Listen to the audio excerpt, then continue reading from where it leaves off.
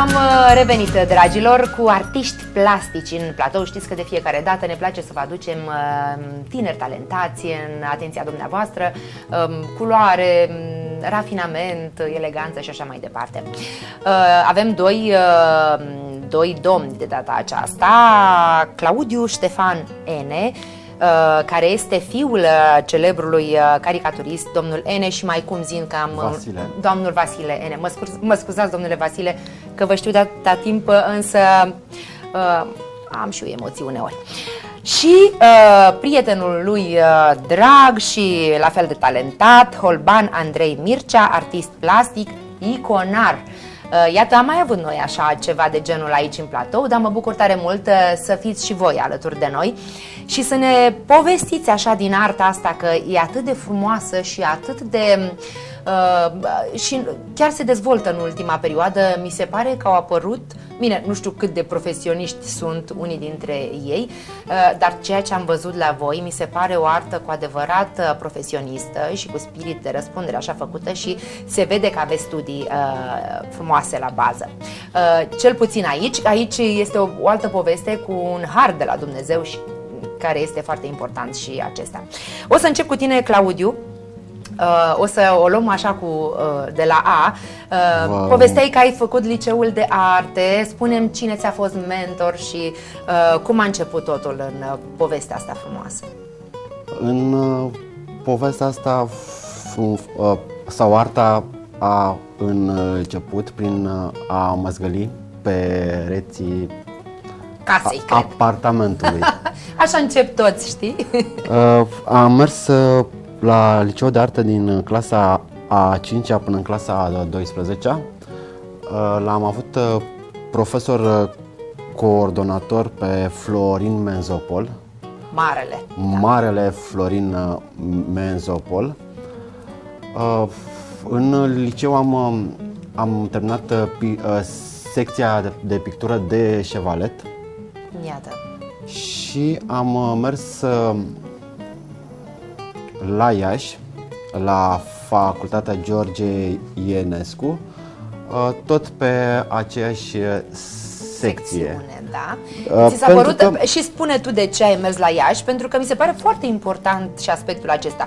Bine, este părerea ta, dar e bine să te susții. E o facultate mai academică din punctul meu de vedere. Așa am considerat-o eu. Și am avut și profesori care au încercat ca să mă ajute, care au încercat să-mi explice. Și ce ai continuat acolo? Ai spus că ai început aici cu pictura de șevalet. Da. Mai departe, ce ai dezvoltat acolo?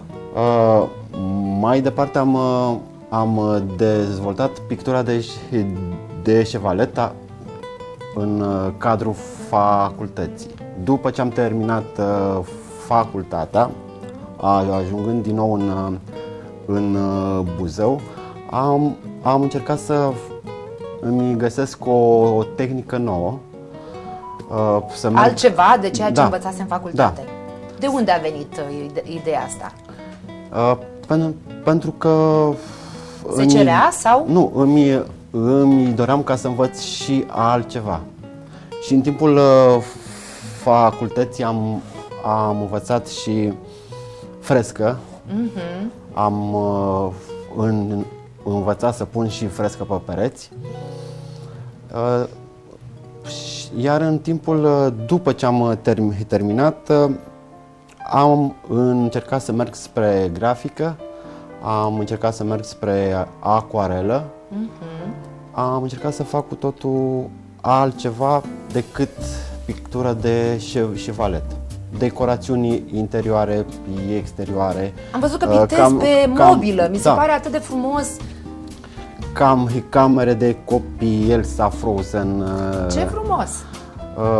Am încercat să... Ai o paletă largă, așa. O paletă largă din artă. Care a fost lucrarea ta cea mai frumoasă și poate și cel mai suscotată? Mă gândesc că ai mers pe la concursuri, că ai avut expoziții, iată, faci parte din Uniunea Artiștilor Plastici, chiar ai zis că Ești... Sunt membru al Uniunii Artiștilor Plastici din Buzău. Cea mai cotată lucrarea mea a fost un autoportret Așa. Pe care nu l-am vândut și în momentul de față l-am. Și ți se pare cea mai frumoasă lucrare, Da. cea mai reușită? Da.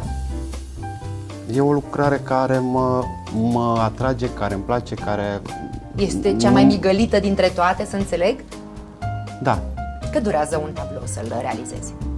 Depinde de starea artistului. Artiștii sunt dificili. Așa. Poate dura o săptămână, 2 săptămâni, un an. Serios? Da. Ai avut Depinde vreo lucrare de- care să dureze un an? Da, depinde de Ce reprezenta? o compoziție figurativă cu 3 personaje. Dar Erau atât de complexe personajele astea? nu era de atracția artistului cu lucrarea și uneori o respingeam. Nu-ți plăcea ce ieșea Da. și iar o luai de la capăt? Da, Vai de mine! Și a durat un an de zile? da. Și până la urmă am scos-o la capăt. Și a fost mulțumit Normal. cel care a Da, comandat lucrarea? da. Dar cred că practic ar fi fost mulțumit și mai devreme, la jumătate de an, dar nemulțumirea era la tine, Da. să înțeleg. Pentru că- Ești perfecționist de regulă. Da, în mare parte da. Cât e perfecționist în arta pe care o fac eu. Și vreau ca să iasă ceva frumos, să fiu mândru și să pot să mă semnez. Deci pentru tine să înțeleg că calitatea contează mult mai Contează mult mult mai mult. decât banul sau Da. orice alt feedback pozitiv din partea celui care a comandat lucrarea. Deci important este să fii mulțumit. Da. Mai mult Să fiu eu mulțumit cu pânza mea. Să fiu mulțumit prin ceea ce fac, că nu pot să fac, nu pot să iau o lucrare care nu-mi place să o fac. Iată, ai refuzat lucrări? Normal. Ce frumos! Dezvoltă treaba asta. Cum? Ce lucrări ai refuzat? Păi Ce nu-ți place să realizezi, de exemplu? peisaje. Peisaje.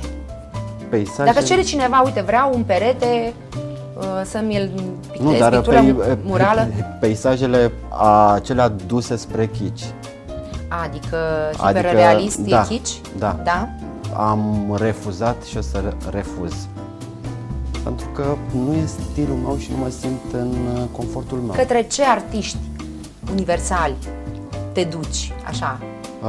Unde te regăsești? L-am studiat foarte mult pe Salvador Dali.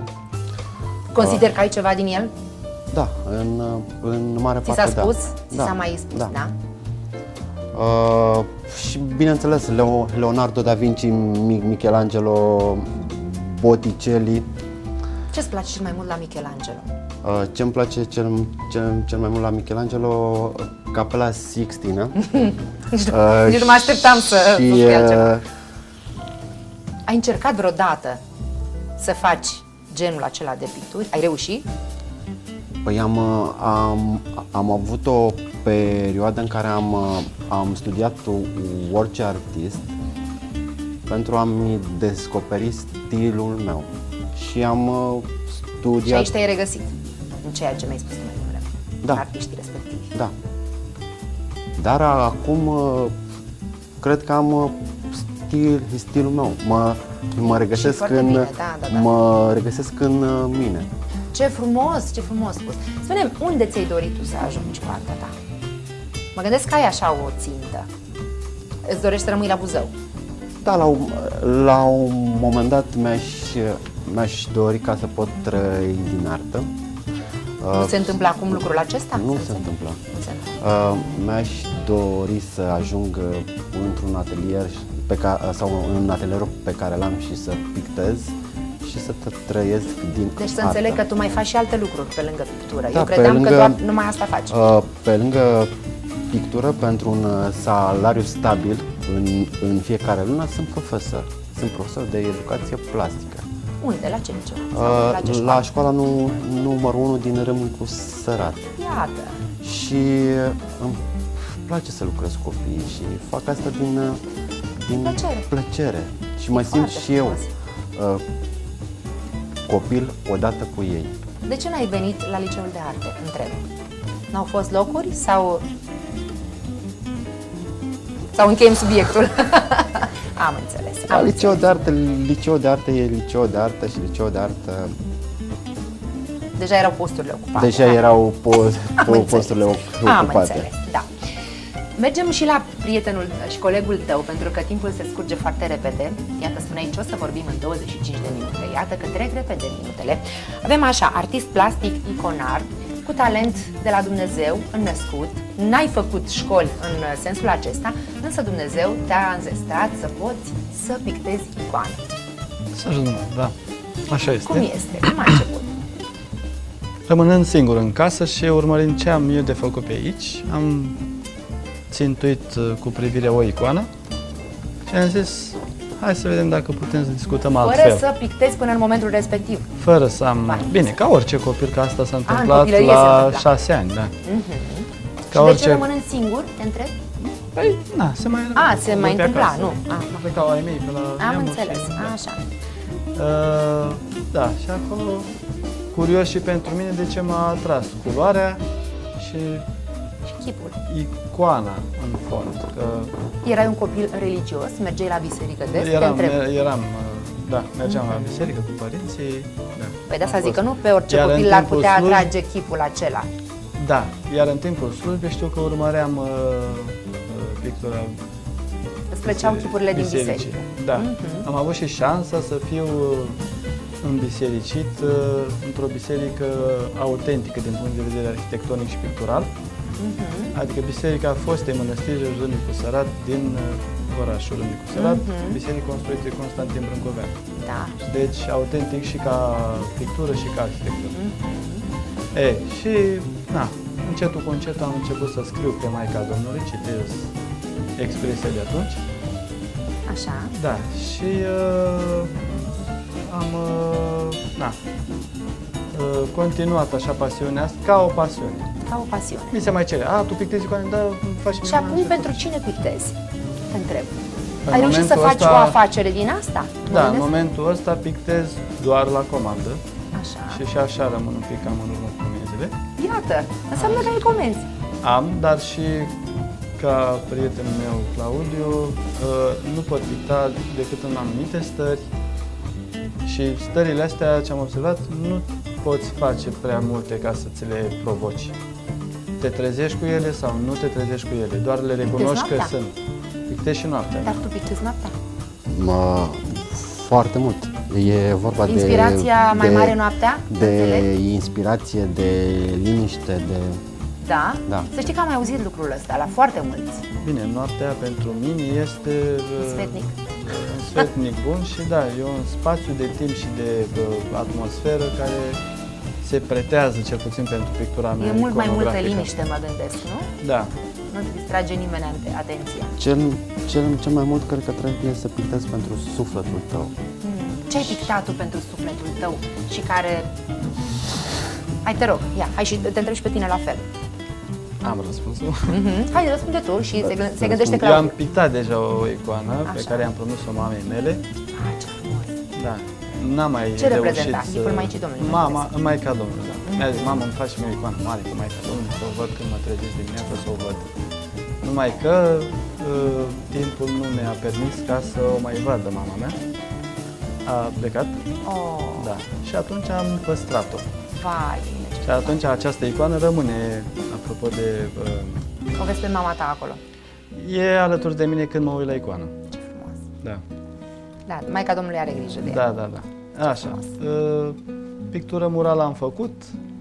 Adică tot reprezentând sfinți sau altele? Da, am pictat o capelă. Bisericești? Da. Pictura murală față de icoană are alte reguli, ea fiind pictură de cum se numește? Monument. Monument. monumental. Și are un alt discurs, un alt desen. Dar ai fost autodidact sau te-ai dus, ai învățat undeva? Autodidact în sensul că, e adevărat, eu am și zis, profesorii mei au fost icoanele. Am luat o icoană, am zis, ia să vedem dacă pot să pricep cum a fost făcută icoana asta. Da, pentru asta trebuie să ai talent, de asta spun că... Slavă Lui Dumnezeu, da. Aici... Și o curiozitate de mic așa și parcă icoana îmi spunea, uite, acum a fost etapa, în prima etapă se începe asta, a doua etapă e asta și tot așa. Și asta, trecem la, trebuie să nu uite, Claudiu, lucrarea care a fost cea mai... Și pe care nu am făcut-o. N-ai făcut-o? Nu. Urmează? Păi urmează. Ia spune. Și mă chinui de vreo 10 ani. Și nu am ajuns în stadiul în care să-i fac un portret tatălui meu. Domnul Vasilică Ene. Da. Deci abia aștept să-l văd. Deci abia aștept. Auzi, dar tatăl tău este cel mai aprig critic al tău? Că mă gândesc că așa ar trebui să fie. A fost. A fost. A fost și este. De când a ieșit la pensie, nu mai este. Nu mai este. Nu mai este. Dar de ce nu mai este? Pentru că L-ai întrecut. Și-a dat seama că la un moment dat să mă lase să fac ceea ce simt, ceea ce vreau. Dar în liceu eu nu făceam nimic bine. Din punct de vedere... Din punctul lui de vedere. Din punctul lui de vedere. Deci mai cunoaștem aici, nu? Adică... Da, și îmi spunea că lucrează și profesorii mei fiind foarte buni prieteni cu el, pe mine mă chinuia cel mai mult. 20 de schițe, 50 de schițe, 100 de schițe. Dar n-a fost spre folosul tău, mă gândesc? Toată această... Și să știți că mi-a prins bine și să știți că în clasa a 12-a, chiar dacă eu lucram foarte, foarte bine și pe compoziții și natură statică și eu aveam 78 la domnul profesor Menzopol. Pentru că voia să mergi și mai sus. Și colegele mele care erau bune la română, la mate, și cu desenul un pic mai... Aveam note mari. 10. Și la un moment dat, când mi-a încheiat media, eu aveam 10 și am spus, domnul profesor, de ce mi-a spus 7, 8 și acum am media 10? Și ți-a explicat, spune. Mi-a zis ca să te fac, să te... Vedea și mai mult în tine, da. Și mai mult, da. Vedea mult mai mult în mine. Și iată, a fost un lucru excepțional, ai terminat o facultate de prestigiu, așa cum spuneai tu, mult mai profi decât, mă rog... Nu este mult mai profi, că fiecare, și Bucureștiul, și Iașu, și Timișoara sunt... Exact.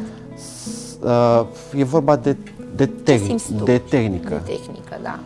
Iar eu m-am simțit mult mai aproape de Iași. De Iași, da. Ca artist, ca și artă, pictură. până la urmă, ca pictură. Spune-mi dacă îți dorești să faci ceva, o lucrare, sau care este lucrarea cea mai importantă pe care îți dorești tu să o faci? Pentru că suntem aproape de final și ca o concluzie. Cea mai importantă lucrare pe care trebuie să o fac e cea pe care trebuie să o termin. Ce frumos, ce frumos! Pentru că fiecare are greutatea ei în relație cu mine. Mi-e foarte greu să le vând. Serios? Da. Vai, mă despart foarte greu de ele. Sunt într-un fel copiii mei sau nu știu. Frumos. Și parcă odată... Ești căsătorit? Nu. Cred că nici Claudiu. Claudiu, ești căsătorit? Nu. Am înțeles. Deci puteți numi ca și copiii voștri. Da, în momentul în care vând lucrarea care ajunge la client, ceva din mine a plecat. Pentru totdeauna. Asta înseamnă spiritul de artist. Am ajuns la final, dragilor. Dacă vreți să rămâneți alături de noi, fetele urmează să ne spună horoscopul. Dacă credeți în așa ceva, poate astrele, cine știe, vă vor prevesti ceva de bine în viitorul apropiat. Eu vă mulțumesc din suflet. Mult succes și pe noi mai vă departe. mulțumim din Oamenii suflet. au văzut pe timpul discuției lucrările voastre și sunt convinsă că sunt tare încântați acolo de acasă, de la ei. Vă mai aștept și cu alte vești despre voi. Sunteți primiți oricând doriți să veniți. Și spune-i domnului Vasile Căene că l-aștept cu tot dragul. Chiar vă rog să mai veniți odată împreună și să vorbim și despre caricatură. Iată, o latură poate nu foarte mult discutată și apreciată, însă este într-adevăr tot o artă. Vă mulțumim foarte mult. Vă mulțumim frumos. Cu drag, cu drag. Mergem mai departe cu horoscop, dragilor. Berbec. Se anunță o săptămână furtunoasă pentru cei născuți sub semnul astrologic al berbecului. Atenție cum vă raportați la partenerul de viață, pentru că s-ar putea să se simtă neglijat. Taur. Simți că nimeni nu înțelege ce vrei și ce ai nevoie, dar ar trebui să te gândești că ți datorează și ție acest lucru. Poate pentru că nu ai dat suficiente explicații la momentul potrivit. Gemeni. Pentru acești nativi va fi o săptămână complicată din punct de vedere financiar. Este posibil să pierdeți bani sau să investiți prost. Nu este o perioadă bună pentru tranzacții. Rac. Aveți grijă că pot să apară motive de conflict chiar și cu cei dragi, iar aceasta ar fi semnul că ar fi cazul să tempereze anumite impulsuri, măcar pe cele mai războinice. Leu. Vor fi câteva zile tensionate pentru cei născuți în zodia Leu. Este posibil să ajungi foarte ușor la ceartă și de aici la conflicte mari, care vor fi temperate foarte, foarte greu. Fecioară. Nativii zodiei Fecioară vor avea parte de o săptămână bună pe toate planurile. În familie, atmosfera este caldă, cu partenerul de viață totul este pe roze, iar la locul de muncă îi paște o provocare. Balanță. Pentru nativii zodiei Balanță sunt posibile dispute despre bani cu partenerii de afaceri sau cu membrii familiei. Apelați la calm și tact diplomatic. Scorpion. Vești bune pentru cei născuți sub semnul zodiei Scorpion. Vor avea o săptămână grozavă din toate punctele de vedere, dar mai ales din perspectiva banilor. Săgetător. Vă apar în cale probleme vechi pe care le-ați ținut sub preș foarte mulți ani. A venit vremea să puneți punctul pe ei și să le rezolvați una câte una. Capricorn. Pentru nativii zodiei Capricorn se anunță o săptămână un pic mai dificilă din perspectiva relațiilor cu familia. Pot apărea discuții în contradictoriu, mai ales cu persoanele mai în vârstă. Vărsător. Vești bune din perspectiva banilor. O săptămână foarte bună din punct de vedere financiar. Totodată este posibil să fie surprinși plăcut de către persoana iubită. Pești. Se poate ajunge foarte ușor la certuri în anturajul apropiat. Chiar dacă nu ești implicat direct, poți interveni, dar rezultatul depinde de felul în care vei face asta.